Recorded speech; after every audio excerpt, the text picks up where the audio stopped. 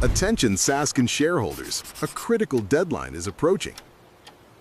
Unclaimed dividends from 2018-19 and 2019-20, along with the related shares, will soon be transferred to the Investor Education and Protection Fund, or IEPF. Transfers begin August 2026, continuing through April 2027.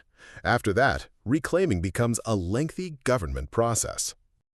You must submit a valid claim before July 1, 2026. Visit our website, check the unclaimed dividend list, or contact 𝗘𝗍𝘃 Technologies. After transfer, no claim lies with Sasken. Act now to protect your assets. Visit our investor page today. After filing IEPF-5, send all required self-attested documents to Sasken Technologies Limited, Bengaluru, for e-verification. For more step-by-step information, check the www.sasken.com/investors website. Securing your investments.